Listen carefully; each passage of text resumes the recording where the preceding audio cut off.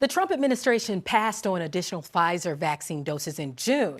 Now the government is trying to remedy that decision by making the vaccine easier to produce. That's according to the New York Times. The administration is negotiating a deal that would free up the raw supplies Pfizer needs to make sure shots for the United States are available. Now, if the deal goes through, it could allow for millions more Pfizer vaccines and help avoid a shortage of shots. Pfizer is set to deliver 1 million fewer doses next week than originally promised. And some vaccine delivery trays had to be pulled because they were colder than anticipated. Joining us to discuss vaccine distribution's hiccups is Quick Takes Madison Mills. Maddie, tell us first, what's causing these hiccups in the Pfizer vaccine delivery process? Right, Renita, a very different tone to start our conversation today. Earlier this week, we were really excited about updates with the Moderna vaccine. Today, the U.S. is facing its first ever hiccups with the distribution of the Pfizer vaccine. You mentioned this, Renita, but about 4,000 doses of the shots had to be recalled, held at distribution centers because they found that they were too cold. The Pfizer shots have to be kept at really low temperatures. These shots were even colder than they're supposed to be. So they're getting checked right now to make sure that they're safe before they're doled out to patients.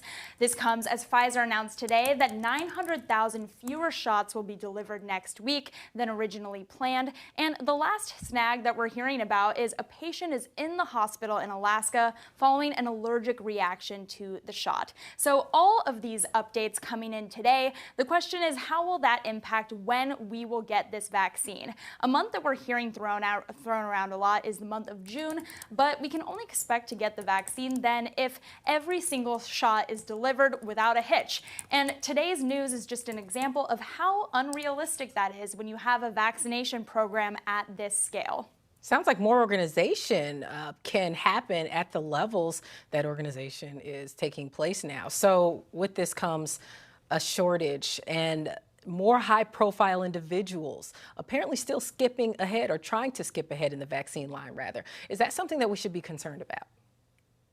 Right, Renita. So some people have wondered throughout the pandemic, will wealthy and privileged individuals be able to skip the vaccine line? And today we have proof that the answer is yes. Film director Oliver Stone admitted in an interview to taking the vaccine already. Here's what he had to say. Did you got a shot of vaccine yourself? I got a vaccine shot, yeah. Okay. I don't know if it's going to work. I got it a few days ago. Is it the Russian one? I've heard good things about the Russian vaccine, yes. Okay. I have to get a second shot in 45 days or so I have to come back. But I'm hopeful. This comes also after a Trump spokesperson said this weekend that the Trump administration would have early access to the vaccine. Trump later dialed that back. He said that Trump administration officials would not be getting the vaccine sooner than others. But both of these examples are just proof that there is potential for VIP patients, as public health experts call them, to skip the vaccine line, which is particularly troubling given that we know that lower income individuals are much more likely to get severely ill from COVID or die from the virus. Now, it's not just shots that are going to high-profile patients. Are VIPs also getting very early access to things like limited treatment centers for COVID or treatments for COVID? It's such a great point, Renita. So we did also see that President Trump received the Regeneron cocktail when he was ill with COVID-19. And of course, he's going to get the best treatment available as the President of the United States. But this is not a privilege that everyone can expect. A lot of people saw Trump getting the virus and recovering with this treatment as kind of a catch-all for the virus, right? Especially his supporters. I spoke with a lot of them who said that they felt that they were safe if they were to get the virus because of this treatment. But that's not true for a couple of reasons, right? One is access. There are only about 80,000 doses of the Regeneron cocktail left to get us through this year. And we know that over 200,000 people are being diagnosed with COVID every single day. So it's just not realistic to assume that every patient is going to have access to this treatment.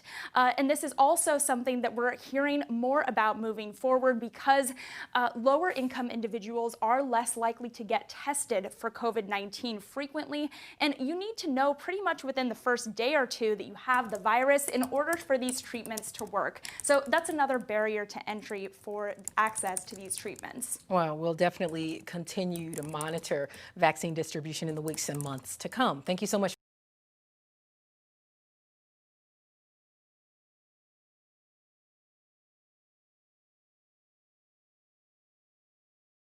The biggest stories the moment they happen from around the globe. Subscribe to Bloomberg Quick Take now for insight in an instant.